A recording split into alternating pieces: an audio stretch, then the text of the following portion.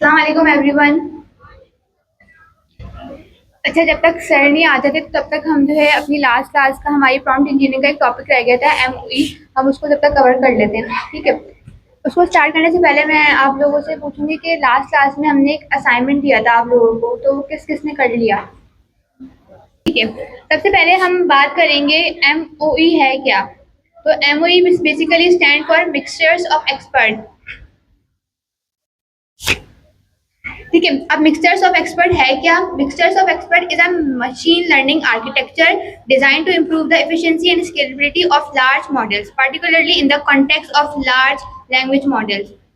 अब इससे अब इस तरीके से समझिए कि हमारा जो मिक्सचर्स ऑफ एक्सपर्ट है एमओई है, वो बेसिकली एक आर्किटेक्चर है लर्निंग मशीन का। ठीक है, और वो डिजाइन किस लिए किया गया है, वो डिजाइन किए गए हैं हमारे लार्ज मॉडल्स लाइक एलएलएम वगैरह। ठीक है, अब ये करता क्या है हमारे पास काम, ये जो है लाइक आपका एक मॉडल है। ठीक है, अब आपका एक बहुत बड़ा मॉडल है। ठीक है, अब आपने एक यूजर ने एक इनपुट दिया, अब उसमें क्या होता है, एक यूजर एक इनपुट देता है तो हमारा पूरा मॉडल रन होता है। तो उससे क्या होता है, उससे हमारे जो है एक कॉस्ट इफेक्ट होती है, मतलब जो ज्यादा ना कॉस्ट लेता है। तो उस पॉइंट पर क्या होता है, उस पॉइंट पे हमारा एमओई वर्क करता है। एमओई किस तरीके से वर्क करते हैं, एमओई बेसिकली डिजाइन किया गया है हमारे कॉम्प्लेक्स टास्क को स्पेशलाइज्ड एक्सपर्ट्स में कन्वर्ट हुआ है। मतलब हमारे जैसे एक मॉडल है, मॉडल के अंदर जो है मल्टीपल एक्सपर्ट्स हैं। लाइक एक डॉक्टर है, अब डॉक्टर के अंदर भी बहुत सारी जो है कैटेगरीज आती हैं।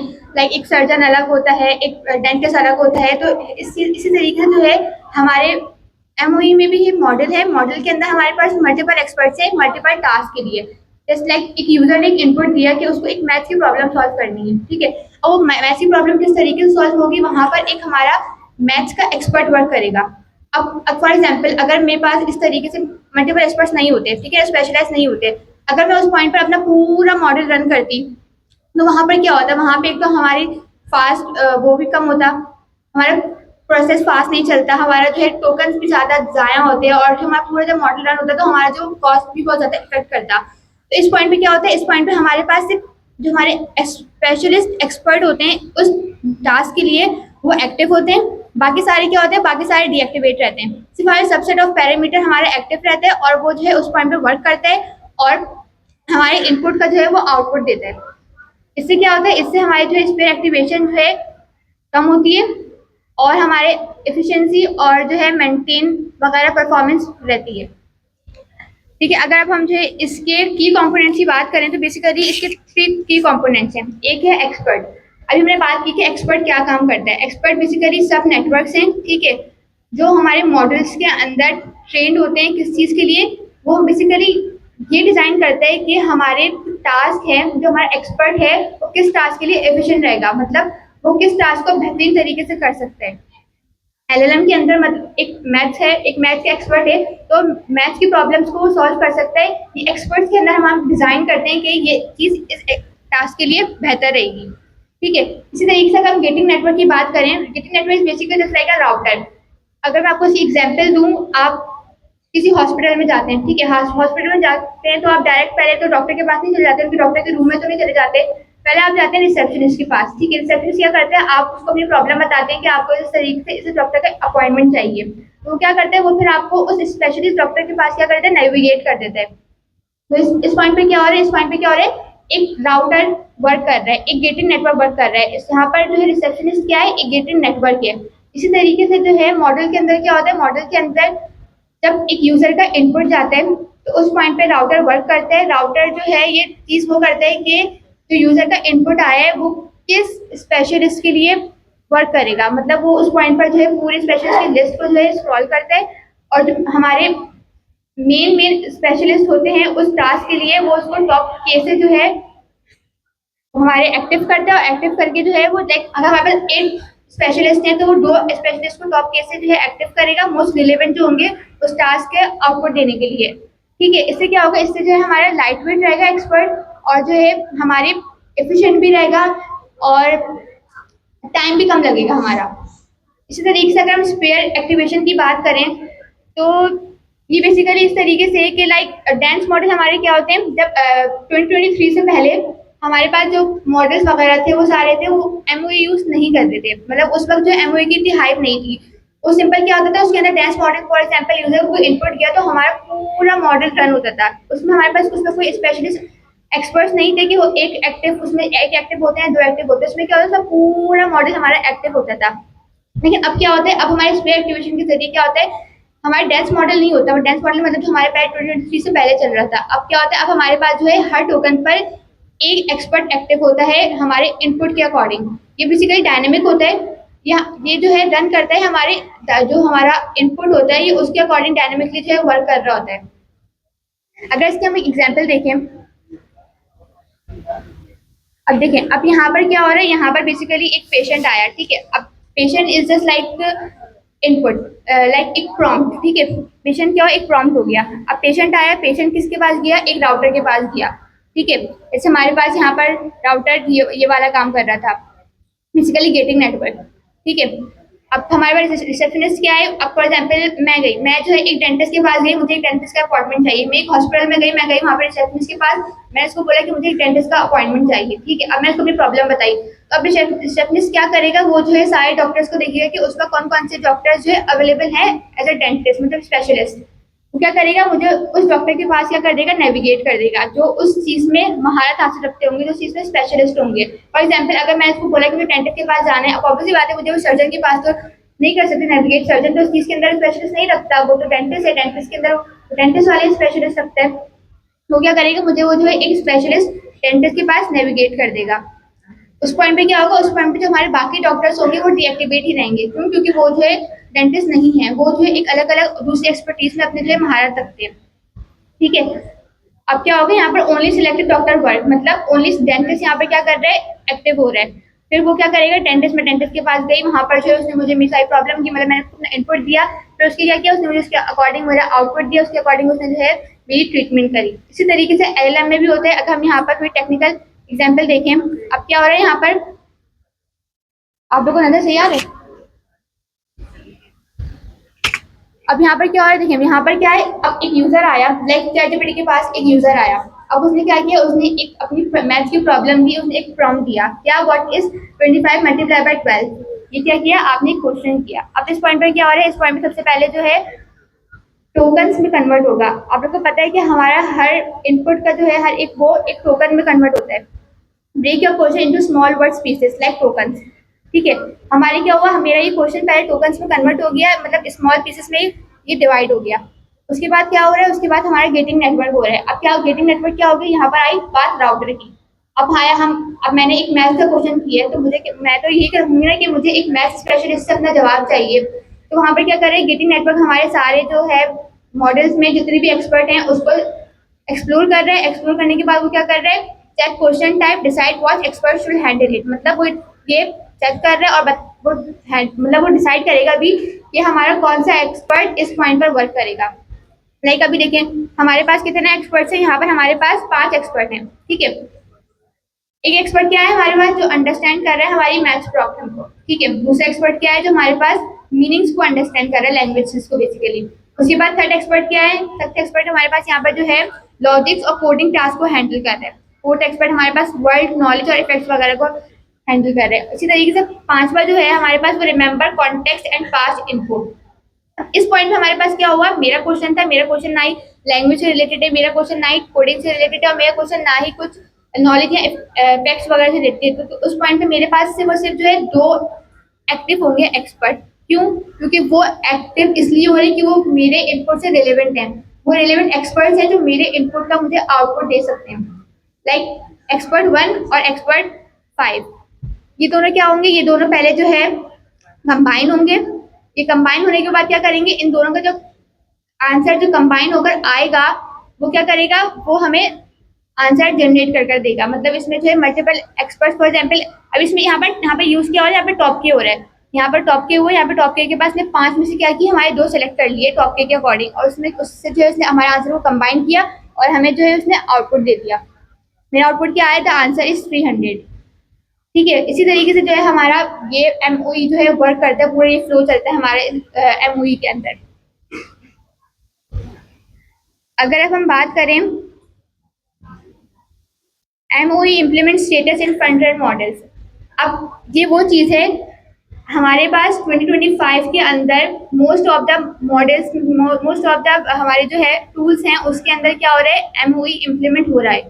2023 के बाद हमारे पास GPT, Grok, Gemini, Claude core, DeepSeek वगैरह इन सब के अंदर जो है एमओई वर्क कर रहा है। अब किस पॉइंट पे एमओई वर्क कर रहा है और मतलब उसका स्टेटस क्या है। अगर हम जीपीटी 5 की बात करें तो उसकी क्या है, स्पेक्यूलेटेड, उसका स्पेक्यूलेटेड क्यों है, लाइकली मतलब हाँ हम लोग इस चीज़ पर बिलीव रखते हैं, हम सभी चैट जीपीटी को यूज़ करते हैं, हम इस चीज़ पर बिलीव रखते हैं कि हम यूज़र कोई इनपुट देता है तो चैट जीपीटी हमें क्या करता है, तो हमें वो आउटपुट देता है, वो एक स्पेशलिस्ट का ही देता है। मतलब अगर हम उससे कोडिंग के सवाल करेंगे तो हमें कोडिंग के अकॉर्डिंग हमें एक स्केलेबल और जो है बहुत इम्प्रूव्ड आंसर देता है। अगर हम उससे कुछ मेडिसिन वगैरह के बारे में पूछते हैं या उससे कुछ हम जो है अपनी कोई भी होमवर्क करवाते हैं, कोई प्रेजेंटेशन करवाते हैं, कुछ भी करवाते हैं, तो उसके अकॉर्डिंग हमें जो है वो आंसर्स देता है। तो इस पॉइंट हमारा बिलीफ है कि हाँ यहाँ पे डायनेमिक राउटिंग हो रही है, यहाँ पर जो है एमओई वर्क कर रहा है। लेकिन ये स्पेक्यूलेटेड इसलिए क्योंकि ओपन एआई ने जो है इसको कंफर्म नहीं किया कि इसके अंदर एमओई यूज हो रहा है या नहीं हो रहा। लेकिन ये बिल्कुल वर्क जो है हमारे एमओई की तरह ही कर रहा है, तो इसलिए इस चीज का स्टेटस एम यस है। ठीक है, अगर अब हम ग्रॉक की बात करें, ग्रॉक में कंफर्म एमओई यूज हो रहा है, मतलब उसके अंदर हमारी कंफर्म डायनेमिक राउटिंग हो रही है। क्यों? क्योंकि जो है इसके अंदर बताया हुआ है कि utilize MOE with multi agent architecture, मतलब इसके अंदर हमारे पास जो है मल्टी एजेंट्स चलते हैं। आप सबने ग्रॉक यूज किया, उसमें आपने देखा कि किस तरीके से वो वर्क कर रहा होता है, किस तरीके से वो हमें आउटपुट दे रहा होता है, उसमें किस तरीके से जो है हमारी मल्टी राउटिंग हो रही होती है, मल्टी एजेंट्स वर्क कर रहे होते हैं। इसके अंदर से बताया हुआ है कि 500 बिलियन टोटल पैरामीटर्स, मतलब जो ग्रॉक है उसके अंदर 500 बिलियन टोटल पैरामीटर्स हैं। ठीक है, उसके अंदर स्पेयर एक्टिवेशन होती है। क्यों? किसके अकॉर्डिंग होती है? ARC AGI बेसिकली एक हमारे एक्सपर्ट्स को जो है मतलब टास्क के अकॉर्डिंग हमारे एक्सपर्ट्स को यूटिलाइज करने का एक वो है, मतलब इस चीज़ पर वो जो है डिज़ाइन किया गया है, जो हमारी क्या करता है, हमारी स्केलेबल और स्ट्रॉन्ग परफॉर्मेंस देता है। लेकिन इसमें जो है उसने एक्सपर्ट काउंट नॉट डिस्क्लोज, उसने अपने एक्सपर्ट्स के अपने काउंट नहीं बताए। लेकिन जेमिनाई 2.5 प्रो इसके अंदर क्या है, इसके अंदर गूगल ने खुद इस चीज़ को जो है सर्टिफाइड किया है कि हाँ उसके जेमिनाई 2.5 प्रो के अंदर एमओई कंफर्म यूज हो रहा है। किस पॉइंट पे यूज हो रहा है? वहां पर डायनेमिक राउटिंग हो रही है, रीजनिंग कैपेबिलिटी, उसमें हर चीज़ जो है हमारे पास डायनेमिक वर्क कर रही है। लेकिन इसके अंदर भी इसने क्या किया, इसके अंदर जो हमारे एक्सपर्ट्स काउंट स्पेसिफाइड नहीं किए। बट ये किस लिए डिजाइन किया गया है? एफिशिएंटली और हमारी स्केलेबिलिटी के लिए जो है ये जेमिनाई 2.5 प्रो डिजाइन किया गया है, जिसके अंदर हमारे पास एमओई प्रॉपर वर्क कर रहा है। ठीक है, अगर अब हम क्लाउड 4 की बात करें तो क्लाउड 4 के अंदर जो है नहीं कंफर्म कि उसके अंदर यूज हो रहा है या नहीं हो रहा। ठीक है, क्या यहाँ पे लिखा हुआ है, not confirm detail on Claude 4 based on Claude 3.5 sonnet, no MOE implementation is confirmed, estimated 400 billion parameters, likely dense architecture। इसका मतलब ये है कि क्लाउड 4 के अंदर कंफर्म नहीं है कि उसके अंदर एमओई यूज हो रहा है या नहीं हो रहा। इसके अंदर बेसिकली वही फ्लो चल रहा है जो हमारे पास 2023 से पहले डेंस मॉडल का चल रहा था, कि हम कोई यूजर को इनपुट देते हैं या कुछ यूजर को इनपुट देता है मॉडल को, तो उसमें पूरा हमारा मॉडल रन होता है। उसमें मतलब हमारे पास कोई एक या दो एक्टिव नहीं होते, उसके अंदर हमारा पूरा मॉडल एक्टिव होता है। इसलिए यहाँ पर जो है इसका कोई कंफर्मेशन नहीं कि एमओ यूज हो रहा है या नहीं हो रहा।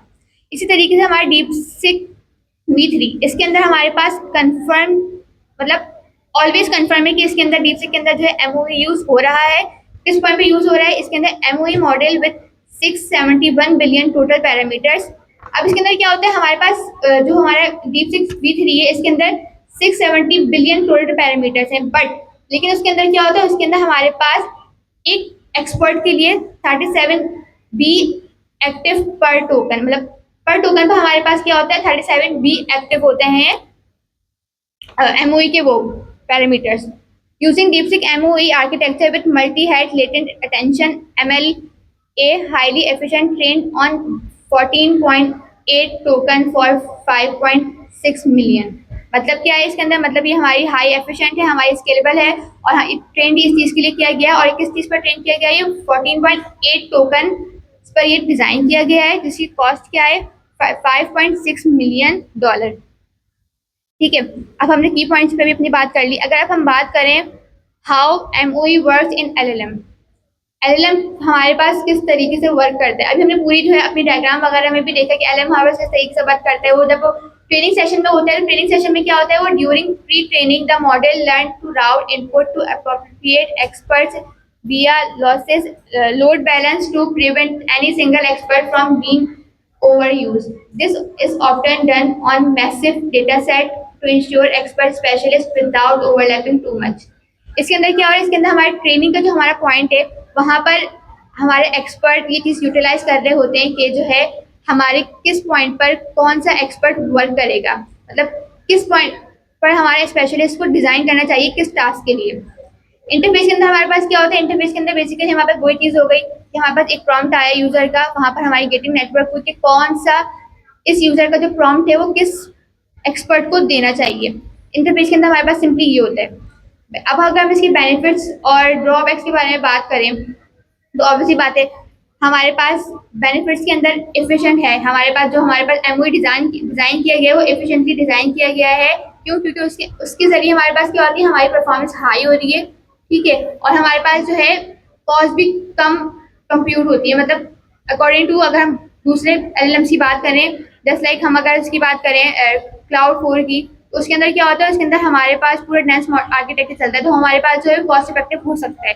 लेकिन एमओई के जरिए हमारे पास क्या हो रहा है, वो कॉस्ट इफेक्टिव नहीं है, क्योंकि वो पर टोकन पर जो है 25 to 26% हमारे पास जो है उसके पैरामीटर्स चल रहे होते हैं। इसी के ये हमारे पास स्केलेबल है, expert scaling we are adding more expert increasing. अच्छा, अब इसमें क्या हो रहा है, इसमें ये हो रहा है कि जो है हम जब अपना कोई मॉडल है उसके अंदर हम जो है और भी एक्सपर्ट्स को ऐड कर सकते हैं। किस पॉइंट पे ऐड कर सकते हैं कि वो जहाँ अगर हम ऐड करेंगे तो हमारे उससे जो है ना ही हमारे पास कॉस्ट पे इफेक्ट होगा और ना ही इसमें हमारे पास जो है उसकी परफॉर्मेंस पे इफेक्ट करेगा। क्यों? क्योंकि वो जो है स्केलेबल है उस पॉइंट पर, ठीक है। अगर हम इसके ड्रॉबैक्स के बारे में बात करें, तो पास औकात अगर हम आपने किसी को एक इनपुट दिया तो उस पॉइंट पर वो किसी गलत एक्सपर्ट को भी हमें जो है नेविगेट कर सकते हैं, तो ये इसका एक ड्रॉबैक है। एक डिसबेनिफिट है कि पास औकात वो जो है हमारा फेल भी हो सकता है, ठीक है। और हमारे एक्सपर्ट्स को स्टोर करने के लिए ऑब्वियसली बात है बहुत ह्यूज मेमोरी की जरूरत होती है, तो यहाँ पर हमारे पास मेमोरी ओवरहेड भी होती है, ठीक है। इसी के साथ साथ अगर हम बात करें इंटरप्रेटरी चैलेंजेस, इसमें क्या है, इसमें हमारे पास क्या हो रहा है, it's hard to understand why a specific expert was chosen. इस पॉइंट पे ये है कि जब हमारा जो राउटर है वो किसी एक्सपर्ट को चूज कर रहा होता है, तो हमें उस पॉइंट पर इस चीज को जज करने में बहुत प्रॉब्लम होती है कि वो एक एक्सपर्ट इसने क्यों चूज किया है, वो किस चीज के लिए जो है वहां पर उसको स्पेसिफिक वो यूज कर रहा है। Thank you. अस्सलाम वालेकुम, कैसे हैं भैया आप सब? हमारी क्लास के जितने कोऑर्डिनेटर्स हैं वो सारे बाहर आ जाएं, ठीक है। लास्ट टाइम कितने लोगों ने सीआर के लिए टेस्ट दिया था? सीआर का टेस्ट कितने लोगों ने दिया था?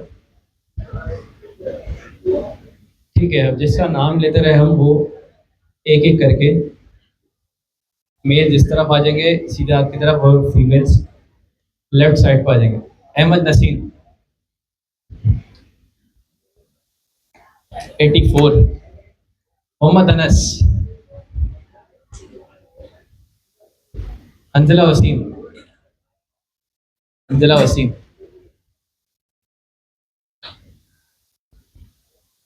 अलिशबा असलम, अवेस अब्दुल्ला, अवेस अब्दुल्ला नहीं है, लाइबा शाहिद, लाइबा शाहिद, जवेरिया फातिमा,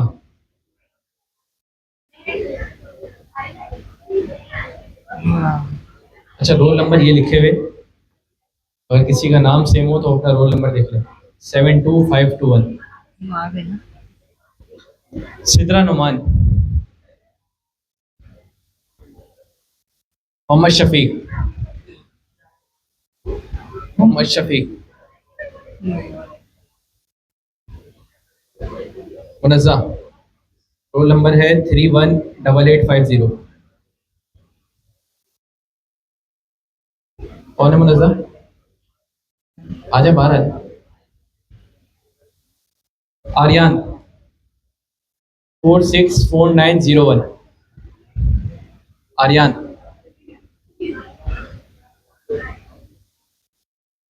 जुबैर अहमद, सैयदा अबिया अहमद, ये कौन है?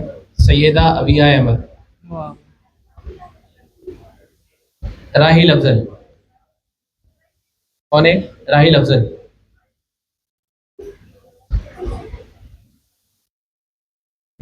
सुहेब उमैर, सुहेब उमैर 486474,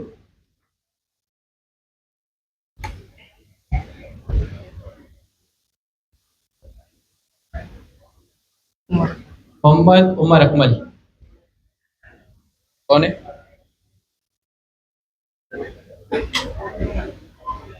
कौन है उमर अकमल? हुनैन 504721, हुनैन। मोहम्मद वहीद 81685, अहमद सैयदा, मोहम्मद खिजर अकरम, फरीदा शेख, सैयदा महाम फातिमा, मुतैयब सईद, मास 349958, अक्सा इफ्तिखार, अक्सा इफ्तिखार कौन है? मोहम्मद अली अकमल, सभी शेख। तो ये वो लोग हैं जिन्होंने लास्ट टाइम टेस्ट दिया था। अच्छा और भी है, उसैद फारूकी, ये कौन है? उसैद फारूकी, यशफा अनवर, यशफा अनवर, ये कौन है? यशफा अनवर 499993, मरियम कैसर। तो जिन जिन के नाम आ गए वो बाहर आ जाए। तो ये वो लोग हैं जिन्होंने लास्ट टाइम टेस्ट दिया था और इनके सबके 70% से ऊपर मार्क्स है। अब बस ये होगा कि आपका कोऑर्डिनेटर सर हमजा एक छोटा सा इंटरव्यू लेंगे, उसके बाद फिर फाइनल सीआर की सिलेक्शन हो जाएगी। तो मेल्स और फीमेल्स और सारे कोऑर्डिनेटर्स सब पीछे चले, ठीक है? तो हम क्लास स्टार्ट करते हैं। आज हमारे पास पढ़ने के लिए टॉपिक्स काफ़ी ज़्यादा हैं। आज हमने कॉन्टेक्स्ट इंजीनियरिंग भी ख़त्म करनी है, उसके अलावा एक और चीज़ है इसके अंदर, 6 स्टेप प्रॉम्प्टिंग। हमारा टारगेट है आज हमने ये दोनों चीज़ें ख़त्म करनी है। एमओई हमारा कवर हो गया। एमओई क्लियर है सबको? तो एमओई अगर मैं आपसे पूछूं एमओई होता क्या है? क्या होता है? हम कह रहे हैं मिक्सचर ऑफ एक्सपर्ट।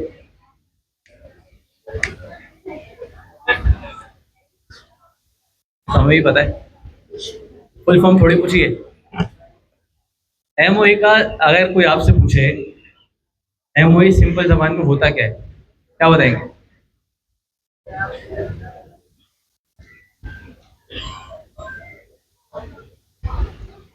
अगर आप डेफिनेशन ही पढ़ लेना ये रही, mixture of expert is a machine learning architecture design to improve the efficiency and scalability of large model. Large models को किसको कहते हैं? हम अपने एलएलएम्स को। अब होता क्या था, एमओई आर्किटेक्चर के आने से पहले जब भी हम एलएलएम से सवाल करते थे, होता क्या था कि एलएलएम के जितने भी पैरामीटर्स होते थे वो सारे के सारे क्या होते थे? एक्टिवेट होते थे। और एलएलएम, जब फर्ज करें कि एलएलएम, अभी अगर आप सुनते होंगे कि हमारे पास एलएलएम है, इसके अंदर 2 ट्रिलियन पैरामीटर है, एलएलएम है इसके अंदर 6 बिलियन पैरामीटर। ये पैरामीटर्स होते क्या है? आपने सुना होगा कि एक एलएलएम के अंदर जितने ज़्यादा पैरामीटर्स होते हैं उतना ज़्यादा एलएलएम के पास नॉलेज ज़्यादा होती है। पैरामीटर्स मतलब टोकन्स, जितने ज़्यादा टोकन्स होंगे उतनी ज़्यादा उसके पास नॉलेज होगी। अब मुझे बताएं, अगर कोई एलएलएम 2 ट्रिलियन पैरामीटर पे बना हुआ है, अगर मैं उससे जाके सिर्फ हेलो ही बोलूं और वो सारे पैरामीटर्स एक्टिव हो रहे हैं, क्या हमारा एलएलएम स्टार्ट होने के ऊपर क्लाउड के ऊपर लोड पड़ेगा? सिर्फ हेलो पूछने के ऊपर हमारे 2 ट्रिलियन पैरामीटर्स एक्टिव हो गए, क्या हमारे क्लाउड के ऊपर लोड पड़ेगा? जाहिर है जो मॉडल हमारा डिप्लॉय हुआ है किस पे हुआ है? क्लाउड पे। और अगर पूरा एलएलएम दोबारा से चला, सारे पैरामीटर दोबारा से लोड हुए, तो क्या हमारे क्लाउड के ऊपर लोड पड़ा सिर्फ हेलो पूछने में? तो इस चीज से बचने के लिए हमारे पास क्या आया? हमारे पास कौन सा आर्किटेक्चर आया? एमओई। एमओई आर्किटेक्चर क्या है? हमारे पास एलएलएम के अंदर कुछ एक्सपर्ट्स डिफाइन कर दिए। अब जब भी कोई क्यूरी आती है, एलएलएम डिसाइड करता है, एलएलएम के अंदर एक चीज होती है राउटर। ये राउटर डिसाइड करता है कि ये जो क्यूरी है ये किस एक्सपर्ट के पास है। अब फर्ज करें एलएलएम के अंदर काफी सारे एक्सपर्ट्स बना दिए गए। एक जो है वो हमारे पास क्यूरी सॉल्व करेगा मैथ की, एक सॉल्व करेगा ज्यादातर, मतलब ऐसा हो सकता है वो मेडिकल से रिलेटेड करेगा, एक है वो जितनी भी है वो उससे लीगल, जितनी भी हमारे पास इंफॉर्मेशन उससे रिलेटेड इंफॉर्मेशन देगा। तो बजाय इसके कि पूरा एलएलएम एक्टिव हो, एक एक्सपर्ट बना दिए गए। जो भी क्यूरी आएगी वो राउटर क्या करेगा, उस एक्सपर्ट के पास पहुंचा देगा, और वो एक्सपर्ट क्या कर लेगा, उसका जवाब दे देगा। एलएलएम के सारे पैरामीटर एक्टिव नहीं होंगे, सिर्फ कौन से पैरामीटर एक्टिव होंगे? जो उस एक्सपर्ट के अंदर आते होंगे। उस एक्सपर्ट के अंदर अगर फर्ज कर ले कि 100 पैरामीटर्स आ रहे हैं तो 100 पैरामीटर ही एक्टिव होंगे, सारे एलएलएम के पैरामीटर एक्टिव नहीं होंगे। तो ये फायदा है किसका? एमओई का। अब यहाँ पर अगर आप अभी सलीमा ने बताया भी कि यहाँ पर GPT-5 है, ये भी कौन सा आर्किटेक्चर यूज कर रहे हैं? एमओई। यहाँ पर क्या लिखा हुआ है? स्पेकुलेटेड। उन्होंने बताया नहीं है कि हम ये यूज कर रहे हैं, लेकिन उनके पास तकरीबन 2 ट्रिलियन पैरामीटर है और इतना फास्ट रिस्पॉन्स दे रहा है, तो चांसेस क्या है कि ये इसको यूज कर रहे हैं, एमओई डिजाइन पैटर्न को यूज कर रहे हैं। और एमओई डिजाइन पैटर्न क्या होता है? एक्सपर्ट्स बना दिए गए। जो क्यूरी आई, राउटर का काम क्या हुआ एलएलएम के अंदर, वो उस क्यूरी को उस एक्सपर्ट के पास पहुंचा दे, और जब वो उस एक्सपर्ट के पास गया, सिर्फ वही हमारे पास पैरामीटर्स एक्टिव होंगे, पूरे एलएलएम के पैरामीटर्स एक्टिव नहीं होंगे। उसके अलावा हमारे पास GPT-5 है, उसके बाद ग्रॉक 4 है। ग्रॉक 4 ने कंफर्म किया हुआ है कि हम किसको यूज करें? MoE design pattern. जेमिनी 2.5 है, ये भी किसको यूज करें? एमओई को यूज करें। क्लाउड 4 ये किसका है? एंथ्रोपिक का। आप लोग ये वाला मॉडल कितने लोग यूज करते हैं वैसे? बस एक वैसे एक बात बताओ, GPT-5 से अच्छा ना? GPT-5 से अच्छा ये है क्लाउड 4। इसके लिए कोडिंग के लिए, अगर आप कोड कर रहे हैं, आप चाह रहे हैं कि आपके पास बेहतर कोड के सॉल्यूशन आए, तो ये डिजाइनिंग किसके लिए किया गया है? ज़्यादातर डेवलपर्स के लिए। तो अगर नहीं यूज़ कर रहे हैं तो इसको देखें, यहाँ पर ये लोग फ्री में भी प्रोवाइड करते हैं कुछ क्रेडिट्स, और उसके बाद फिर ये पेड भी है। उसके बाद डीप सीक भी क्या यूज़ कर रहे हैं? MoE model. बस ये याद रखें कि एमओई का बेसिक सा कॉन्सेप्ट क्या है? एमओई का बेसिक सा कॉन्सेप्ट क्या है? एलएलएम है। एलएलएम के अंदर 2 ट्रिलियन ये जितने भी पैरामीटर्स है, हमारी जब भी क्यूरी आई, क्यूरी आने के ऊपर हमारे एलएलएम के सारे पैरामीटर एक्टिव नहीं होंगे। होगा क्या कि जो क्यूरी आई, वो क्यूरी किसके पास जाएगी? राउटर के पास। वो राउटर क्या करेगा? अगर आप ये डायग्राम देखें, जो भी क्यूरी आई वो क्यूरी किसके पास जाएगी? राउटर के पास। राउटर क्या करेगा? उस क्यूरी को किसके पास ले जाएगा? एक्सपर्ट के पास। अब एलएलएम के अंदर हो सकता है बहुत सारे एक्सपर्ट बने हो। मैंने बताया कि हो सकता है एक एक्सपर्ट टेक्निकल हो, एक एक्सपर्ट मेडिकल से रिलेटेड दे रहा हो, एक एक्सपर्ट मैथ से रिलेटेड सारी इंफॉर्मेशन प्रोवाइड कर रहा हो। तो जो जिसकी क्यूरी आएगी वही एक्सपर्ट के पैरामीटर एक्टिव होंगे, बाकी सारे पैरामीटर एक्टिव नहीं होंगे। इससे फायदा क्या है? इससे फायदा क्या हो रहा है? एक तो हमारे एलएलएम का रिस्पॉन्स फास्ट आएगा, दूसरा दूसरा क्या होगा, हमारे क्लाउड के ऊपर लोड बहुत कम नहीं पड़ेगा। कि फर्ज करें कि एक टाइम पे एक्टिव हो रहे थे एक क्यूरी का जवाब देने के लिए 2 ट्रिलियन पैरामीटर, अब हमारे कम पैरामीटर्स के अंदर वो काम ज़्यादा बेहतर हो सकता है। तो इसलिए हमारे पास अब जो आर्किटेक्चर चल रहा है वो कौन सा चल रहा है, एमओई। तकरीबन जितने भी लेटेस्ट मॉडल है सब आज के दौर में किसका यूज़ कर रहे हैं, एमओई डिज़ाइन पैटर्न को। इससे पहले जितने हमारे पास थे जैसे कि GPT-3, इन लोगों के पास एमओई नहीं था। उसके अलावा ये नोट्स और यहाँ पर ये चीज़ आप पढ़ लिएगा, ठीक है। यहाँ पर एक्सपर्ट्स लिखा हुआ है, ये सारी चीज़ें, ये चीज़ आप लोग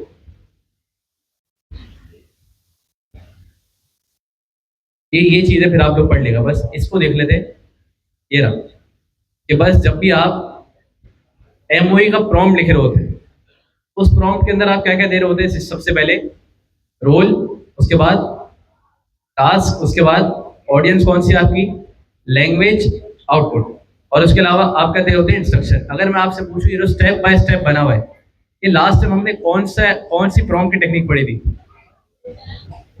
ये तो हम करते हैं कि स्टेप बाय स्टेप सारी चीज़ों को क्या कर दो, हाँ गाइड कर दो। क्या कहलाती है, COT। फुल फॉर्म क्या थी इसकी, चेन ऑफ थॉट्स। करते क्या था ये, क्या करता था, एक ही ब्रांच चूज करके उसको क्या करता था, स्टेप बाय स्टेप हमारे पास जवाब दे रहा था। उसके बाद आप एग्जाम्पल दे देंगे, कॉन्टेक्स्ट। कॉन्टेक्स्ट क्या होता है वैसे, कॉन्टेक्स्ट भी पढ़ चुके हैं वैसे आप। कॉन्टेक्स्ट क्या होता है, किसी भी प्रॉम्प्ट क्या होता है कि हमारा LLM बिहेव किस तरह करे। कॉन्टेक्स्ट क्या होता है, जब हम अपने LLM को एडिशनल इंफॉर्मेशन बता दो, ये क्या कहलाता है, कॉन्टेक्स्ट, ठीक है। तो हमारे पास एमओई है। उसके बाद ये आप सब ने इसको रीड करना है, इसके अंदर काफ़ी इंपॉर्टेंट चीज़ें लिखी हुई है और ये एमओई के सवाल टेस्ट के अंदर हैं। तो एक दफ़ा अगर आप ये रीड कर लेंगे आपको ये सारे कॉन्सेप्ट समझ आ जाएंगे। अब हम चलते हैं किसकी तरफ, 6 स्टेप प्रॉम्प्टिंग।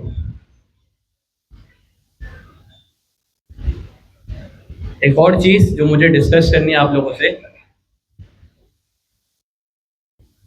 लास्ट टाइम कितने ऐसे लोग हैं जो मेरे जाते ही चले गए थे यहाँ से। मुझे पता चला है कि सिर्फ 10-15 लड़के बैठे हुए थे, सिर्फ 10-15 लड़के थे यहाँ पर, और फीमेल्स भी आधी से ज़्यादा चली गई थी। ऐसा क्यों,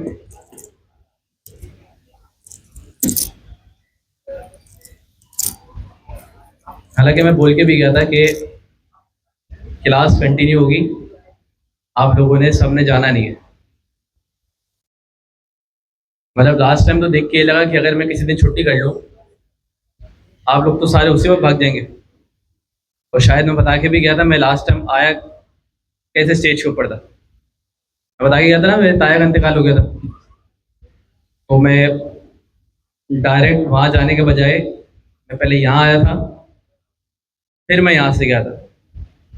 वो तो हमारी क्लास में एक उमेर भाई है, पता नहीं आज आए नहीं आए, उन्होंने मुझे टाइम पे पहुँचा दिया वहाँ पर बल्दिया यहाँ से। और हुआ ये कि मैं यहाँ से निकला 4:15 बजे और नमाज जनाज़ा थी तकरीबन मगरिब में, लेकिन अचानक इरादा चेंज करके उन्होंने नमाज जनाज़ा भी कर दी असर में। तो जैसे ही मैं वहाँ पे पहुँचा तकरीबन 4:55 पे, तो नमाज जनाज़ा खड़ी हो गई। बिल्कुल एंड टाइम पे मुझे उसमें शिरकत करने का मौका मिला। तो वो तो उमेर भाई पता नहीं आज आए नहीं आए हो रहे, तो उन्होंने भाई यहाँ पर मुझे 30-35 मिनट के अंदर बल्दिया टाउन पहुँचा दिया। अगर मैं मैप में देख रहा था तो मैप में कोई 55 मिनट का टाइम आ रहा था, 45-55 मिनट का।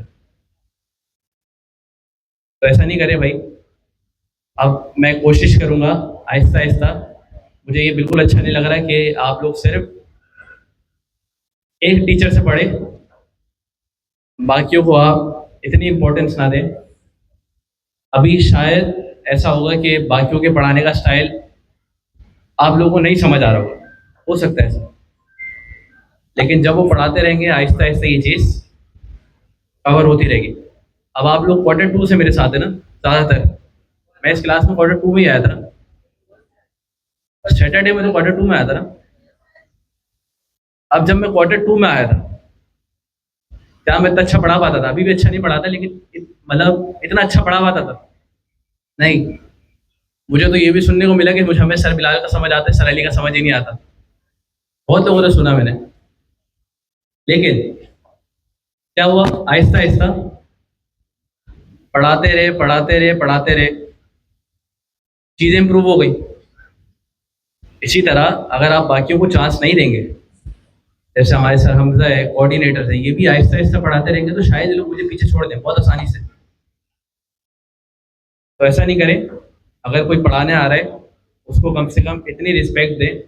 अगर वो पढ़ा रहा है तो आप लोगों का फ़र्ज़ है कि आप लोग उनके सामने, भले समझ नहीं आ रहा, लेकिन उनको फील कराएं कि आप वो पढ़ा रहे हैं और आप लोगों को चीज़ें समझ आ रही है। और कोई फीडबैक भी हुआ करे ना, डायरेक्ट ऐसा नहीं हो कि नीचे से ही सबके सामने ना उनको बोल दें कि हमें समझ नहीं आ रहा। होता क्या है, मैंने ये चीज़ें फेस की हैं। जब मैं थर्सडे क्लास में था ना, मुझे बहुत बुरा लगता था जब मैं पढ़ा रहा होता था और नीचे से कोई मुझे बोल दे कि मुझे समझ नहीं आ रहा। तो वो मैंने इम्प्रूव की फिर चीज़ें, होता है लेकिन बुरा लगता है। आप इतनी मेहनत से पढ़ा रहे हो, अभी ज़ाहिर है स्टार्टिंग में वो वाली चीज़ इंसान के अंदर नहीं होती कि वो कॉन्फिडेंट होके बोल सके। आप लोग भी स्टेज पे आएंगे, अभी अगर मैं किसी को बुला लूँ नहीं बोल पाऊँ, लेकिन ये चीज़ें कब इम्प्रूव होंगी? आहिस्ता आहिस्ता। तो ये चीज़ हम इस क्लास में इम्प्लीमेंट करेंगे कि मैं पढ़ाऊँ, लेकिन मेरे साथ साथ अफसर हमजा और कोऑर्डिनेटर्स भी पढ़ाएं, ताकि अगर मुझे कभी छुट्टी करनी हो तो मैं छुट्टी कर सकूँ आराम से। ठीक है।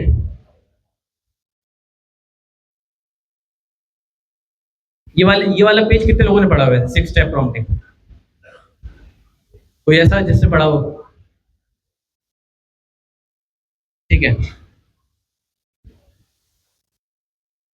अगर आप इसकी टैगलाइन ही पढ़ लें, the complete AI prompt engineering framework 6 step formula for 10x better result.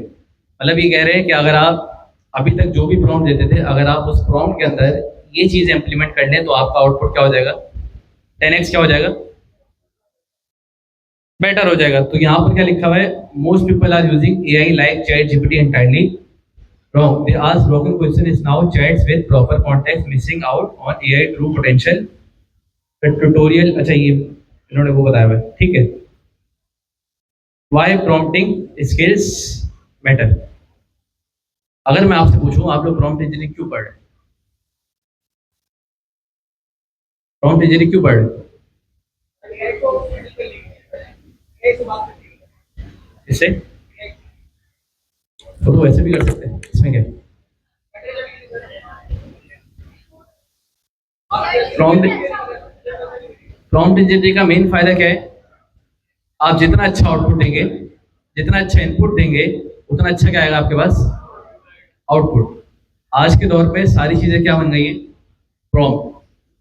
आप अच्छे प्रॉम्प्ट से आप कोड भी जनरेट करवा सकते हैं, आप अच्छे प्रॉम्प्ट से कोई भी काम करवा सकते हैं, आप अच्छे प्रॉम्प्ट के जरिए अपने टास्क को भी ऑटोमेट कर सकते हैं। किसके जरिए?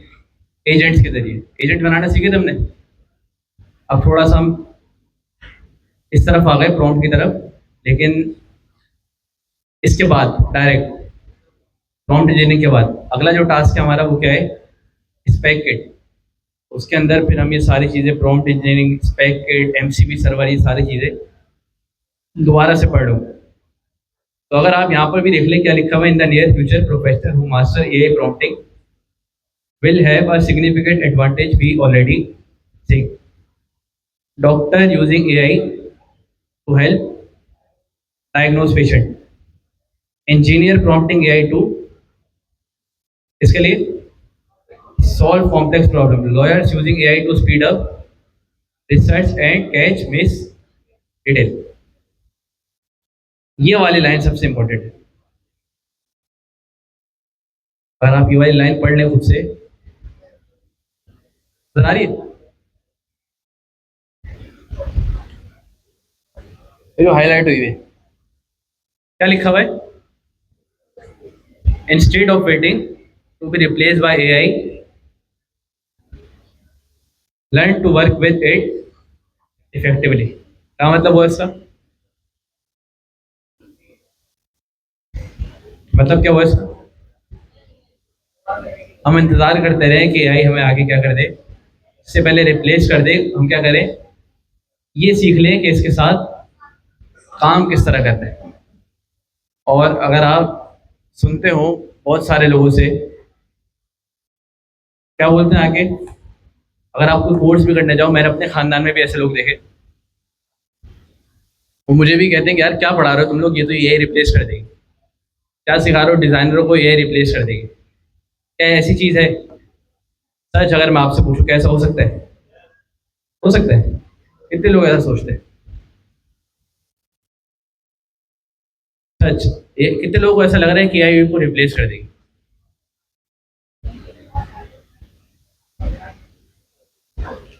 लेकिन अगर मैं कहूँ मुझे भी ऐसा लगता है, फिर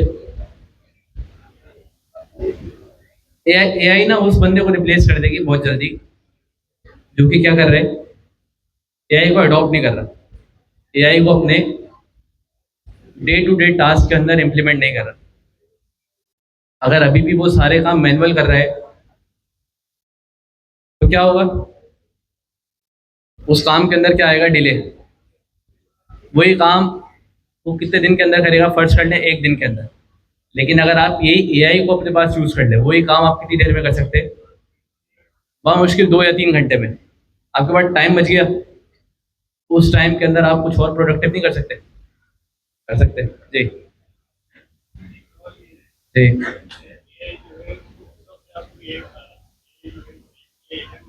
हम्म।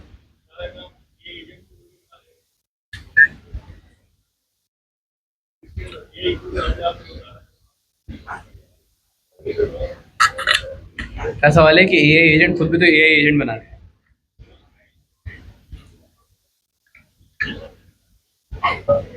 ठीक है, अभी ये वाला, ये जो है एआई एजेंट खुद से एआई एजेंट बना रही, ये चीज़ अभी स्टार्ट हुई है। लेकिन ह्यूमन इन द लूप हमेशा बीच में रहेगा।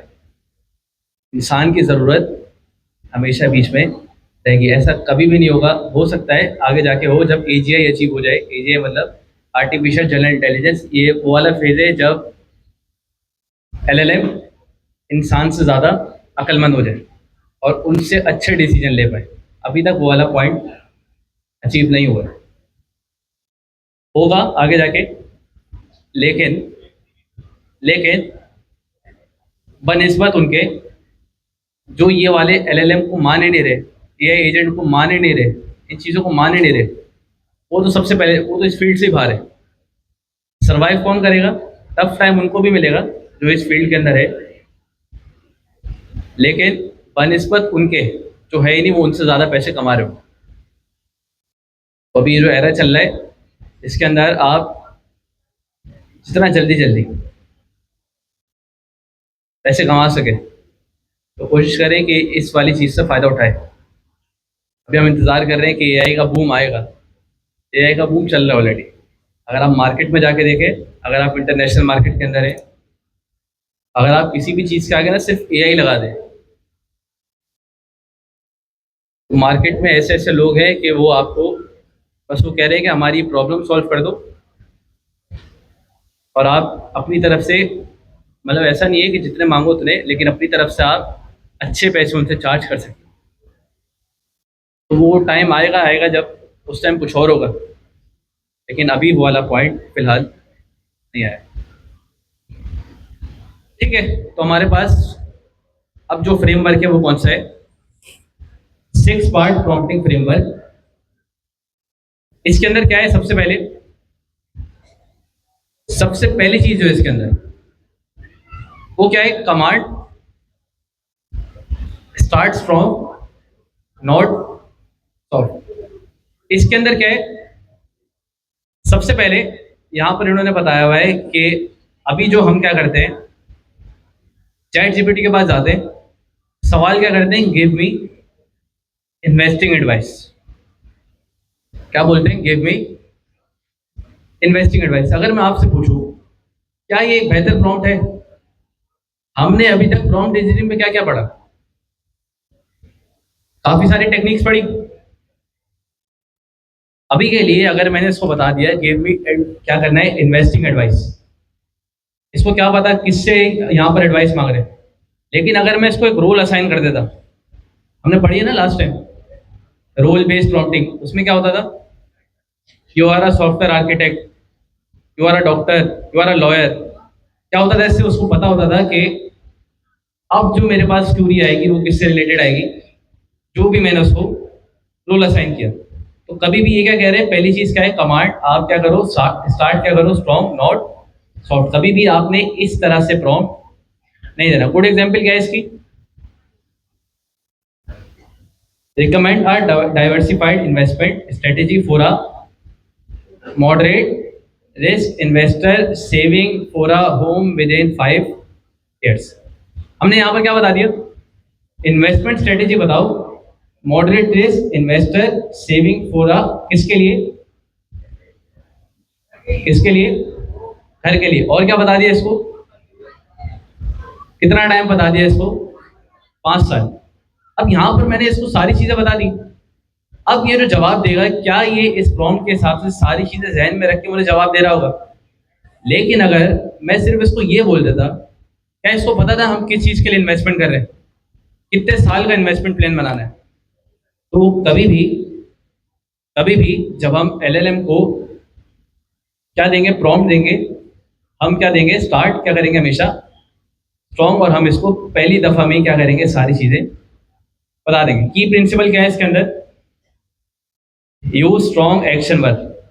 पहली चीज क्या करो, एनालाइज, उसके बाद ये क्या है, एक्शन वर्ब है, analyse, create, design, recommend, generate, valuate.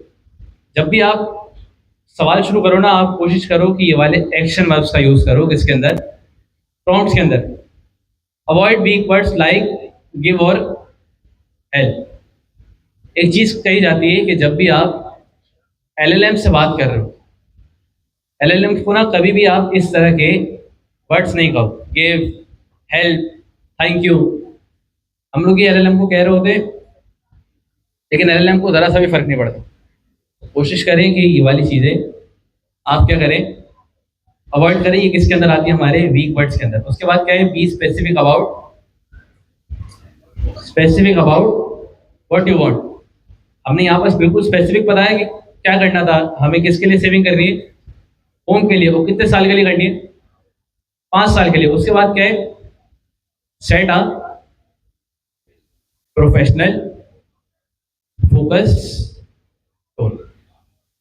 तो ये कौन सा था, पहला हमारे पास 6 स्टेप प्रॉम्प्टिंग में पहला स्टेप था कि बस आपने क्या करना है, स्टार्ट स्ट्रॉन्ग नॉट सॉफ्ट। और इसके अंदर क्या बताना है आपने, एक्शन वर्ड्स का इस्तेमाल करना है, और जो भी आपका काम है उसके लिए आपने स्पेसिफिक रहना है। कौन कौन सी टोन इस्तेमाल करनी है आपने, प्रोफेशनल।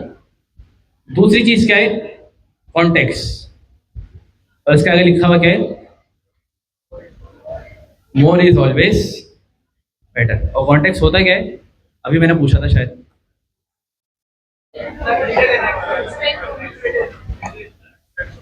प्रॉम्प्ट क्या होता है कि हमारा एलएलएम किस तरह काम करे। कॉन्टेक्स्ट क्या होता है,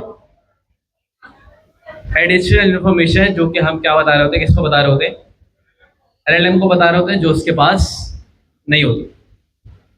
तो अगर आप यहाँ पर देख ले, the rule AI can take your prompt in any direction if you let, your job is to narrow it down with the right background constant and goals। Bad example क्या है, recommend a diversified investment strategy for me।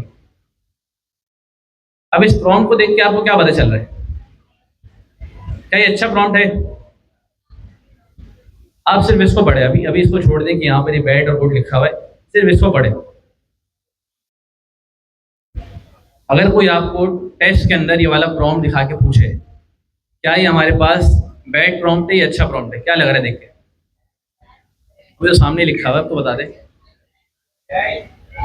क्या बुराई है इसके अंदर अगर मैं आपसे पूछूं?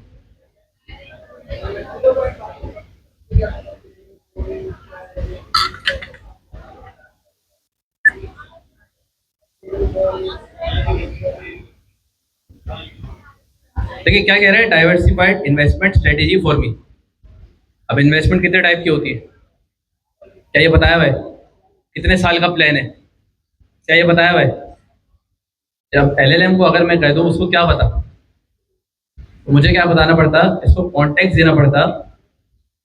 ये स्टेप कौन सा हमारा?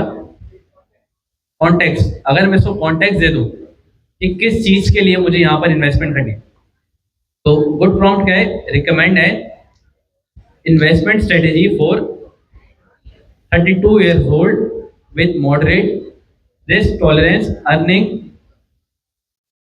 कितने $90,000 per year, saving to buy home in 5 years।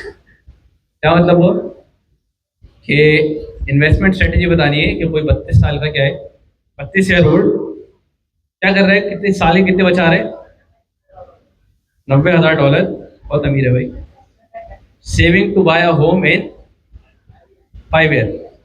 तो अब अगर मैंने इसको ये सारी चीजें बताई, क्या अब ये बेहतर प्लान बना सकता है? कैसे बेहतर प्लान बना सकता है? इसको पता है कि स्ट्रेटेजी कितने साल की बनानी है, कितने साल की बनानी है, 5 साल की। साल की कितने कमा रहे हैं, साल के बचाए कितने रहे, 90,000। उम्र कितनी हो गई है, 32 साल। तो क्या ये सारी चीजें कॉन्टेक्स्ट में आ रही है?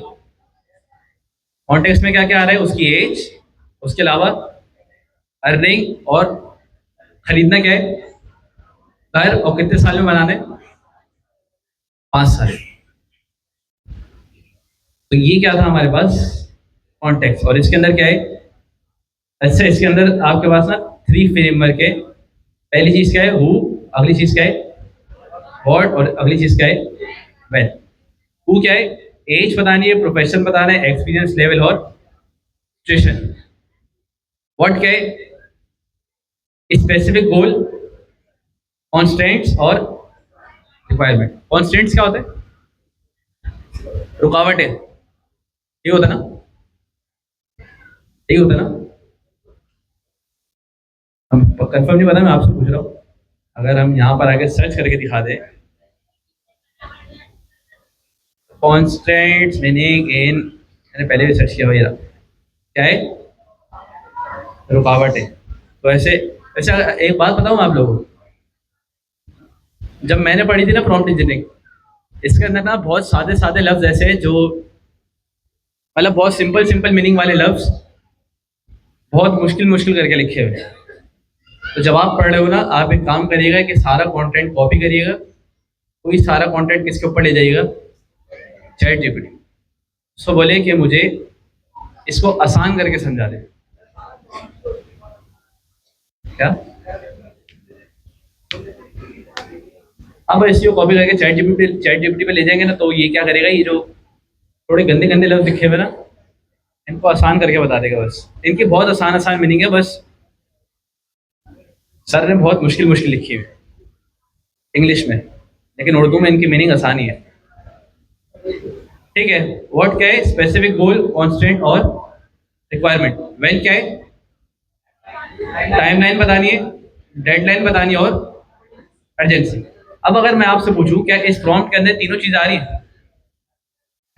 हु के अंदर क्या आ रहा है, एज, प्रोफेशन, एक्सपीरियंस लेवल और सिचुएशन। क्या यहाँ पर एज आ रही है, एज आ गई। दूसरे वाले में क्या है, स्पेसिफिक गोल। क्या इस प्रॉम्प्ट के अंदर स्पेसिफिक गोल भी आ रहे हैं?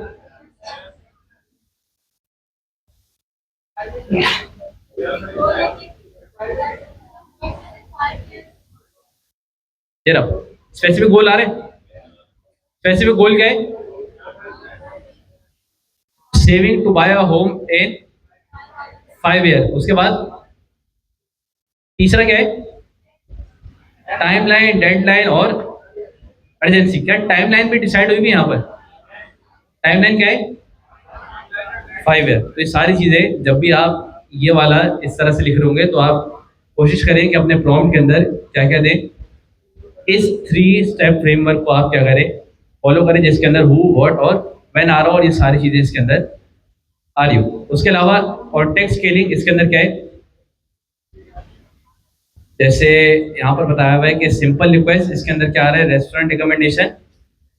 रेस्टोरेंट के अंदर क्या चाहिए आपको, मिनिमल कॉन्टेक्स्ट नीडेड। उसके बाद क्या है, कॉम्प्लेक्स प्रोजेक्ट बिजनेस प्लान, इसके अंदर क्या चाहिए आपको, एक्सटेंसिव कॉन्टेक्स्ट रिक्वायर्ड।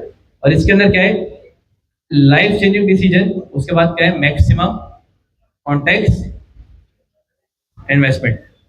ये ज्यादातर कॉन्टेक्स्ट पता है काम कहाँ आता है, अगर आप कोई सिंपल चैटबॉट बना रहे हैं वहां तक तो नहीं आएगा। कॉन्टेक्स्ट ज्यादातर काम कहाँ आता है, एजेंट बनाते हैं।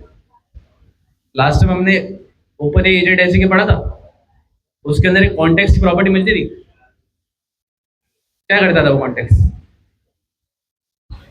हम अपने एलएलएम के रन होने से पहले ही उसको क्या प्रोवाइड करते थे, कॉन्टेक्स्ट। तो वो उस कॉन्टेक्स्ट की बेस पे जो हमने एक उसको क्यूरी दी और जो हमने उसको कॉन्टेक्स्ट दिया, उन दोनों को मिला के हमें क्या दे पाता था, जवाब। अगर मैं आपसे पूछूं, टूल्स का यूज किया था हमने, टूल से जो जवाब आता था वो भी क्या एक तरह कॉन्टेक्स्ट।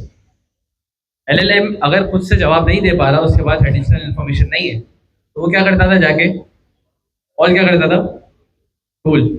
और जैसे ही उसने टूल कॉल किया, उस टूल से जो भी रिस्पॉन्स आया उससे यूजर की क्यूरी मिलाई, यूजर का प्रॉम्प्ट मिलाया, और उसके साथ क्या मिलाया,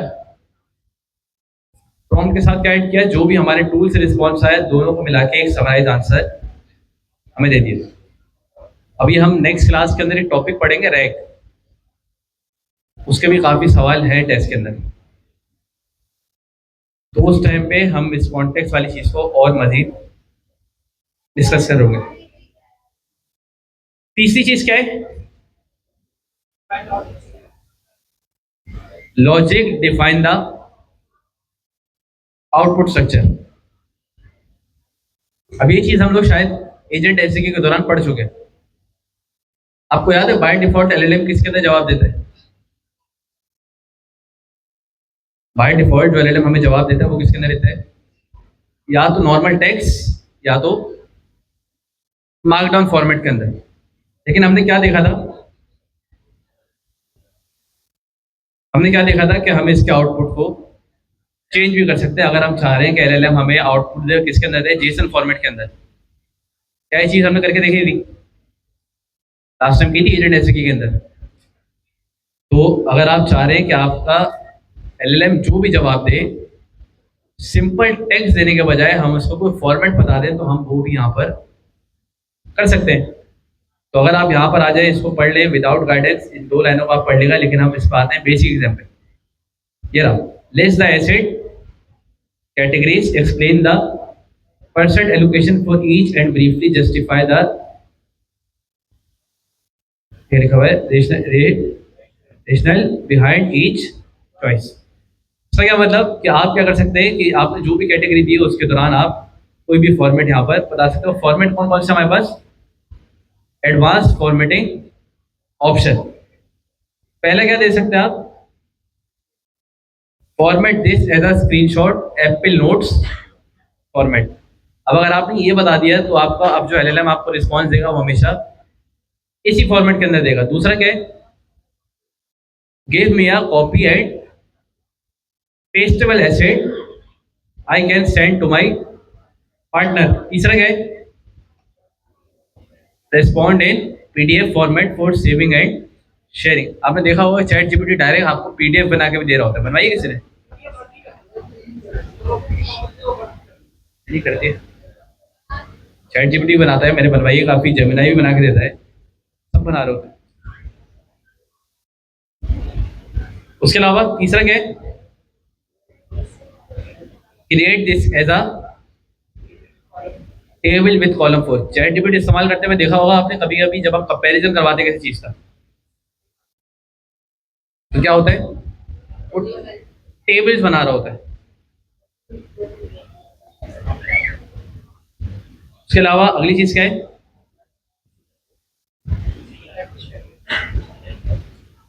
ये वाली चीज़ ना, ये जो ये टेबल वाली है, ये तब काम आती है जब आप ना दो चीज़ों को आपस में कंपेयर कर रहे हो। जैसे मैं कभी कभी देखता हूँ ना उसको, मैं ज़्यादातर कंपेयर करता हूँ लैपटॉप से। कोई भी जैसे कोई लैपटॉप अच्छा लग रहा होता है, उसको सर्च किया, दूसरे को सर्च किया, इन दोनों को आपस में कंपेयर करवा लिया, इसकी प्राइस, इसकी स्पेसिफिकेशन, इनमें से अच्छा कौन सा है।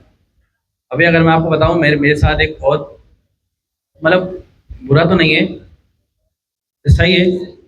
मैंने ना तकरीबन 2.5 हफ्ते पहले एक लैपटॉप लिया, M4 एप्पल का मैकबुक। उसके एक हफ्ते बाद M5 आ गया, सेम प्राइस, बिल्कुल बिल्कुल सेम प्राइस पे।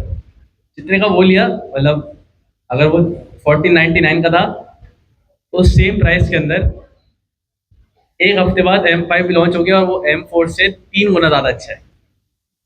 उसका चिपसेट, उसकी स्टोरेज, ये सारी चीज़ें। तो ये अगर थोड़ा सा बस एक हफ्ता सब्र कर जाते, तो ये है कि फिर हम M5 की तरफ जाते हैं। पर जो होता है बेहतर होता है। अगली चीज, ये समझ आया, ये समझ आ गया, logic define the output structure. उसके अलावा इसके अंदर की क्वेश्चन क्या है, यहाँ पर इन्होंने कुछ सवाल किए हुए। Do I want this in table graph और list format, will I need to share this with others. उसके अलावा अगला क्या है, how I will use this information next. हम किससे सवाल कर रहे हैं, हम सवाल किससे कर रहे हैं, अपने LLM से। तो LLM ही क्या करेगा, इसका जवाब देगा, और फिर आपके पास उसी फॉर्मेट्स के अंदर आपके पास रिस्पॉन्स दे देगा। अगली चीज क्या है हमारे पास, रोल प्ले। रोल प्ले क्या है, हमने इसी तरह की एक मिलती जुलती प्रॉम्प्टिंग पढ़ी थी लास्ट टाइम, प्रॉम्प्ट टेक्निक पढ़ी थी, रोल बेस्ड प्रॉम्प्टिंग। क्या था वो,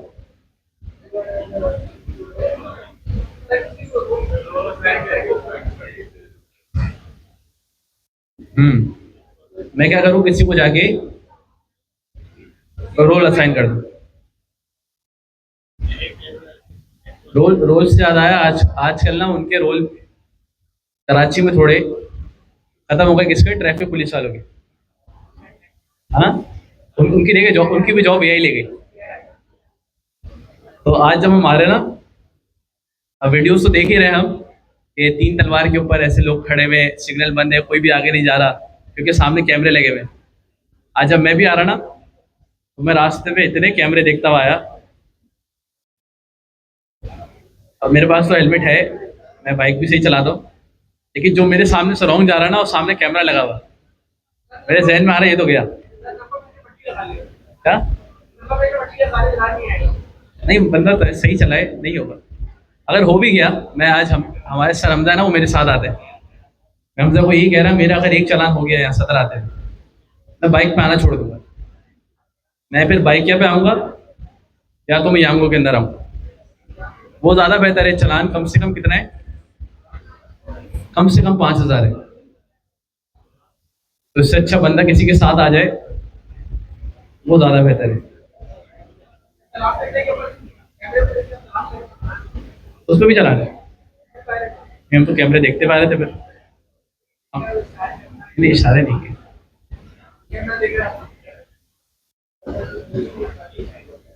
ठीक है, रोल प्ले क्या है, transform transform generic into expert level. और दूसरी लाइन क्या लिखी हुई, the power the way you prompt does not just effect what AI says, it effect through it become. Basic example क्या है, मेरे एग्जांपल क्या दी हुई, यू आर अ सर्टिफाइड। अगर आप सिर्फ इतनी सी लाइन को पढ़े, you are a certified financial advisor. क्या किया यहां तक, यहां तक क्या किया, एक रोल असाइन कर दिया। उसके बाद क्या किया, यहां पर अगर आप पढ़े, विद 15 ईयर्स ऑफ एक्सपीरियंस। अभी जब हमने ऊपर इसको ये चीजें बताई थी, यहाँ पर हमने सिर्फ क्या बताया था, इन्वेस्टमेंट स्ट्रेटेजी के बारे में बताया था, लेकिन रोल नहीं बताया था। अब हमने क्या किया, इसको आगे रोल भी बता दिया, रोल क्या है, you are a certified financial advisor with 15 years of experience specializing in personal finance and mid term investment plan. अगर आप सिर्फ रोल यहाँ पे पढ़ ले, फाइनेंस के लिए क्या होगा, certified financial advisor with 15 years of experience in personal finance. ये वाला मैसेज देने से, सिर्फ इतनी सी लाइन एलएलएम को बताने से फायदा क्या होगा? या तो सिर्फ ये देखने के लिए, या कोई फायदा भी होगा इससे? क्या फायदा होगा? अब जो हमारा एलएलएम ट्रीट करेगा वो किस तरह करेगा? जो वो फाइनेंशियल एडवाइजर है वो कितने साल का एक्सपीरियंस उसके पास? 15 साल का। अगर आप ये नहीं बताते, एलएलएम को क्या पता, वो क्या पता वो बिगिनर लेवल पे, वो बिगिनर लेवल पे आपको गाइड कर रहा हूँ। लेकिन अब अगर मैंने उसको बता दिया कि आप फाइनेंशियल एडवाइजर हो और आपका एक्सपीरियंस कितना है, 15 साल का। फाइनेंशियल एडवाइजर का काम क्या होता है? अच्छे से अच्छा जो सामने क्यूरी लेके आया है उसको उसकी क्यूरी के मुताबिक क्या करना, गाइड करना। तो अगर मैंने ये रोल बता दिया तो अब क्या करेगा, जब भी मैं इससे कोई भी क्यूरी पूछूंगा वो हमें हमेशा क्या देगा, बेहतर जवाब देगा। इसी तरह एक वर्ड होता है कि जैसे कि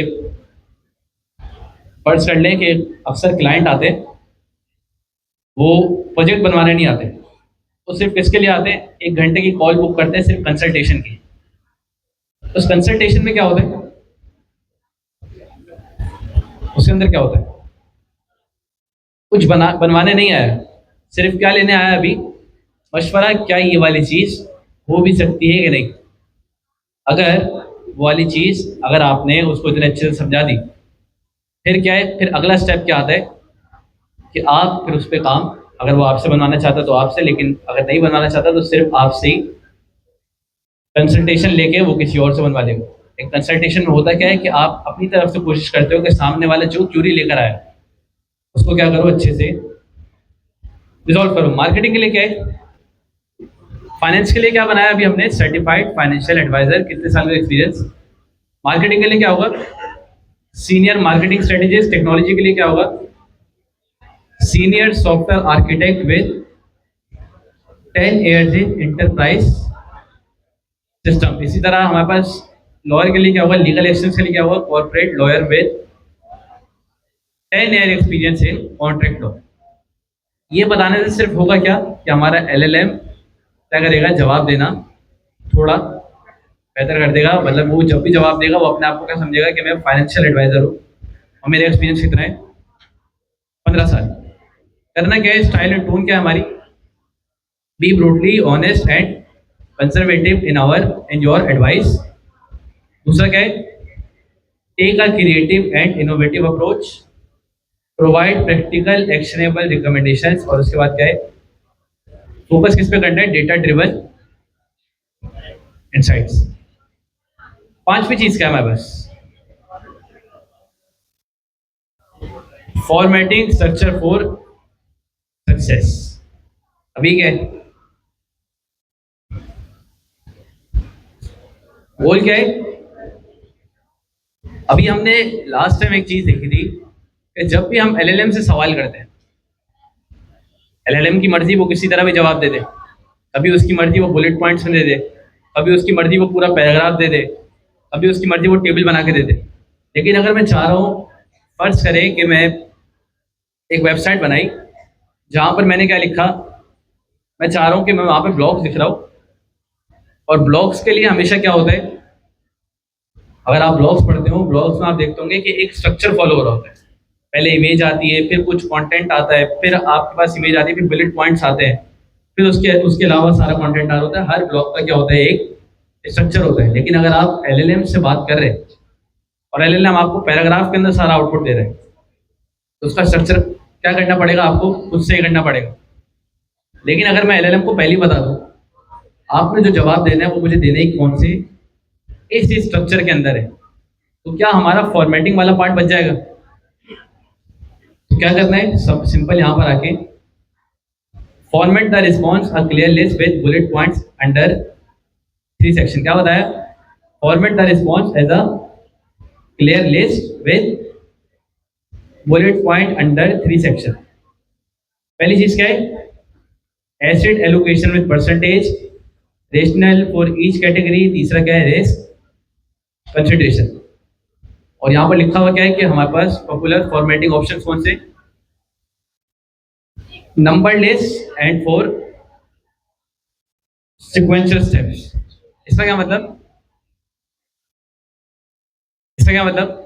नंबर लिस्ट कौन सी होती है? 1 2 3 4। तो आप क्या करेगा कि हमारे पास जो भी स्टेप्स आ रहे हैं उसको क्या दे देगा? Number list.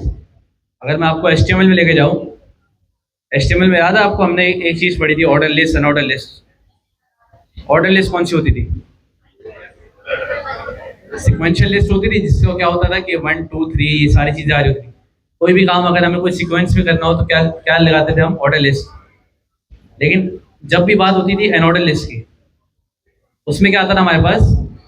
Bullet points. हमें कोई भी काम किसी फॉर्मेट के अंदर ना करना हो, मतलब किसी सीक्वेंस के अंदर ना करना हो, तब हम क्या यूज करते थे? Unordered list. अगला क्या है हमारे पास? Bullet point for equal weight item. Bullet point कौन से? वो जो अनऑर्डर लिस्ट के अंदर आते थे। Tables for comparing options. ये क्या करेगा? ये क्या करेगा? अभी हमने पढ़ा कि मैंने आपको बताया कि जब भी आपने किसी चीज का कंपैरिजन करवाना हो, आप क्या बनाते हैं? टेबल्स। तो LLM जो हमें रिस्पॉन्स देगा वो कौन से फॉर्मेट के अंदर देगा? हमेशा टेबल्स के अंदर। अगर आपने किसी चीज को कंपेयर करवाना है तो वो भी आप यहाँ पर करवा सकते हैं। अगली चीज क्या है? Section with header for complex topics. इसका क्या मतलब? कि जो भी आपके कॉम्प्लेक्स टॉपिक है उससे क्या करो आप? सेक्शन जनरेट कर लो।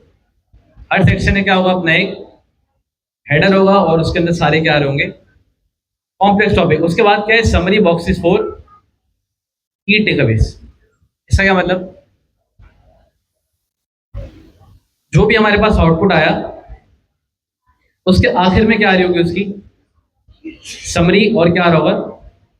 की टेकअवेज। की टेकअवेज क्या होते हैं? हमारे पास कुछ पॉइंट्स होते हैं, जैसे अगर यहाँ पर कहीं लिखे हुए भी हो, ये रहा, जैसे इन्होंने लिखे हुए कंक्लूजन लिखा हुआ है, इसी तरह हमारे पास क्या होते हैं? की टेकअवेज भी होते हैं। तो आखिर में हमारे पास क्या आ रहा होगा? अगर आप ये लिख देंगे तो आपके पास हर जवाब का एंड में क्या आ रहा होगा? समरी भी आ रही होगी, और हाँ, एक स्पेसिफिक पूरे जितना भी कंटेंट आया उसका आखिर में क्या आ जाएगा? एक समरी आ जाएगी। जैसे पढ़ते हैं ना, हम बुक्स पढ़ते हैं, बुक्स के अंदर क्या होता है? 200 पेज की बुक है, लेकिन आप बिल्कुल आखिरी वाले पेज पे जाएंगे, क्या होता है? एक समरी लिखी हुई होती है 1 पेज की। उस समरी को पढ़ के पता चल जाता है कि इस बुक का जो जो भी स्टोरी है वो किस पे डिपेंडेंट है। तो ये चीज़ें हर आउटपुट के बाद क्या दे देगा आपको? एक समरी। आखिरी step question the secret sauce after building the complete prompt. Command. Command अभी पढ़ा। कमांड क्या है? अगर मैं आपसे पूछूं कमांड अभी हमने पढ़ा है, क्या था इसके अंदर? Start from not soft. इसका क्या मतलब था? कि आपने पहली दफा में आके कोई ऐसा प्रॉम्प्ट नहीं देना जिसके अंदर इंफॉर्मेशन पूरी ना हो। आपने क्या करना है? सारी चीजें आके आपने स्टार्ट में बतानी है। उसके अलावा दूसरी चीज क्या है? कॉन्टेक्स्ट। ये भी हमने पढ़ा अभी। उसके बाद क्या है? लॉजिक। तीसरी चीज क्या है? Role play. अगली चीज क्या है? फॉर्मेटिंग। ये पांचों स्टेप अभी हम ऊपर पढ़ चुके हैं। आखिरी स्टेप कौन सा है? At this powerful ending. जाते जाते हम क्या कर लें? इसको क्या कहते हैं? Ask me 10 question that will help you tailor this strategy even more. अब फर्ज करें ये वाली चीज हमारे लिए क्यों बेहतर है? हमने एलएलएम को क्या दिया? प्रॉम्प्ट दिया। एलएलएम ने हमें क्या दे दिया? आउटपुट दे दिया। लेकिन अगर एलएलएम को कोई चीज समझ नहीं आ रही, मैंने एलएलएम को क्या कह दिया कि आपको अगर कोई चीज समझ ना आए, आप मुझसे क्या कर लो? सवाल पूछ लो। तो मैंने क्या कहा? इसको क्या कह दिया? Ask me 10 question that will help you to tailor this strategy with more. तो एलएलएम क्या करेगा? मुझसे 10 सवाल पूछेगा। उस जवाब की बेस पे, वो जो मैं जवाब दे रहा हूँ, वो एलएलएम के लिए क्या है? कॉन्टेक्स्ट। तो क्या है एलएलएम के लिए? कॉन्टेक्स्ट। उस कॉन्टेक्स्ट की बेस पे एलएलएम क्या कर सकता है? और बेहतर जवाब जनरेट कर सकता है। तो हमने क्या कह दिया आखिर में जाते जाते? कि आप 10 सवाल कर लो मुझसे, उस 10 सवाल की बेस पे जो भी आपको जवाब मिले, उस जो भी मैं आपको जवाब दूँ, उन जवाब की बेस पे मुझे क्या दे दो, एक अच्छा सा आउटपुट दे दो। Why this work, AI identify the gap in your prompt that you miss. पहली चीज़ क्या है, उन 10 सवाल के अंदर होगा क्या, AI क्या आइडेंटिफाई कर लेगा, गैप फाइंड कर लेगा, जो कि क्या हुआ, यकीनन बिल्ली आई होगी, ठीक है। तो क्या पहली लाइन क्या लिखी हुई है, AI identifies gaps in your prompt that you miss. इसका क्या मतलब, AI क्या ढूंढ लेगा, गैप ढूंढ लेगा जो आपने किसके अंदर मिस किए, प्रॉम्प्ट के अंदर। और वो गैप किस तरह फिल करेगा, आपसे सवाल पूछ के, जो उसको लगा ये गैप है वो आपसे क्या पूछ लेगा, सवाल, वो आपसे जवाब लेगा और उसकी बेस पे आपको जवाब दे देगा। अगली चीज क्या है, provide noun question you had not consider. इसका क्या मतलब, आपसे ऐसे सवाल पूछेगा, मतलब अगर फर्ज करें 15 साल के एक्सपीरियंस वाला फाइनेंशियल एडवाइजर है, उसको आपसे ज्यादा नॉलेज होगी, इसको नॉलेज ज्यादा होगी, मुझे ज्यादा नॉलेज होगी, वो जो एक्सपीरियंस फाइनेंशियल एडवाइजर है उसको ज्यादा नॉलेज होगी।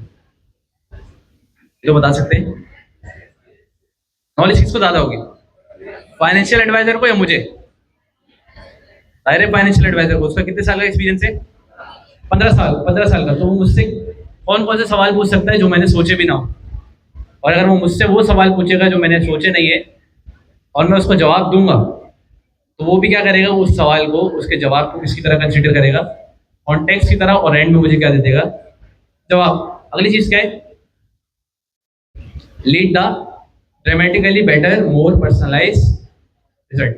इसका क्या मतलब, इसका क्या मतलब, इसका क्या मतलब होता है, ड्रामेटिकली का क्या मतलब होता है, पहले तो ये बताएं।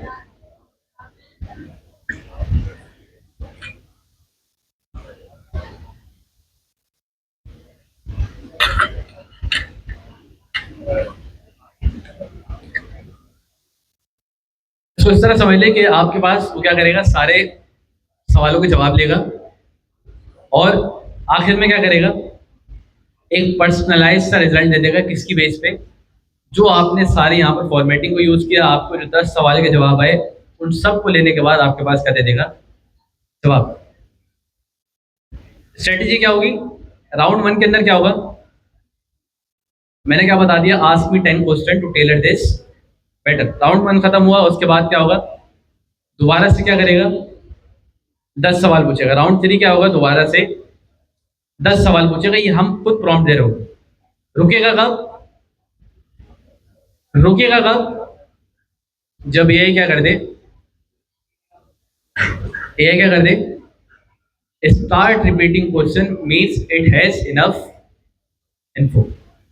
उसका क्या मतलब, हमने LLM की सारी नॉलेज को, मतलब उसके पास जितनी नॉलेज थी उसने उसकी बेस पे हमसे सवाल कर लिए, अब उसको मजीद इसके बारे में और चीज़ें नहीं पता, तो वो क्या कर रहा है, सवाल रिपीट कर रहा है, तो उसके बाद हम इससे सवाल नहीं पूछ रहे होंगे। तो ये चीज़ थी इसके अंदर, प्रो टिप्स यहाँ पर बताया हुआ है कि आप क्या यूज़ करो, use voice memo for answering question faster and more natural. उसके बाद क्या है, for major decision go through तकरीबन, go through 20-30 question, for simple task 3 to 5 question are sufficient. उसके बाद क्या है, the more life changing the decision the more question you should answer. और आखिर में क्या है, हमारे पास जितना अभी तक हमने पढ़ा, ये सारी चीजें क्या हो गई, यहाँ पर अप्लाई हो गई। तो ये पूरा प्रॉम्प्ट है, इसके अंदर ये सारी स्ट्रेटेजीज अप्लाई की हुई। पहली चीज क्या है, पहला स्टेप क्या था, कमांड। कमांड के अंदर क्या बताया हमने, recommend a comprehensive investment strategy. उसके बाद क्या बताया, कॉन्टेक्स्ट। कॉन्टेक्स्ट से दे दिया हमने, 32 साल का सॉफ्टवेयर इंजीनियर है, अर्निंग कितनी है, 90,000। अच्छा यहाँ सेविंग कम हो गई और ज़्यादा थी, विद $25,000 इन सेविंग्स, और घर कितने साल में खरीदना है, 5 साल में। तीसरी चीज क्या है, लॉजिक। लॉजिक के अंदर हमने क्या बता दिया कि आप क्या करो, list the asset category, explain the percent allocation for each, justify relational behind choice include specific investment vehicles और चौथी चीज क्या है, रोल प्ले। रोल प्ले क्या बताया हमने कि आप क्या हो, सर्टिफाइड फाइनेंशियल एडवाइजर, कितने साल का एक्सपीरियंस है, 15 साल। उसके बाद क्या बता दिया हमने, फॉर्मेटिंग। फॉर्मेटिंग क्या है कि एलएलएम हमारा जवाब किस तरह देगा, तो हमने क्या किया, एग्जीक्यूटिव समरी 2-3 2 और 3 sentence, asset allocation table, specific investment recommendation, timeline and milestone, risk management और कंसिडरेशन, और लास्ट में क्या बता दिया, जाते जाते क्या बता दिया, ask me 10 question that will help you tailor this strategy even more specifically to my situation. ठीक है, तो ये थे हमारे पास 6 स्टेप। तो अब एक काम करें, 5 मिनट है आप लोगों के पास, ये बराबर वाले को समझाएं। चले 10 मिनट ले लें, ये बराबर वाले को समझाएं, हम इस पे सवाल जवाब करेंगे सबसे। फिर हम हमारा एक बहुत मेन टॉपिक है जिसके काफी सारे सवाल टेस्ट के अंदर हैं, कॉन्टेक्स्ट इंजीनियरिंग, ये रहा। तो हम फिर इस पे मूव करेंगे। तो ये बराबर वाले को समझाएं, तो मैं आके आप लोगों से सवाल करूंगा इसके ऊपर, फिर हम कॉन्टेक्स्ट इंजीनियरिंग के ऊपर शिफ्ट होंगे।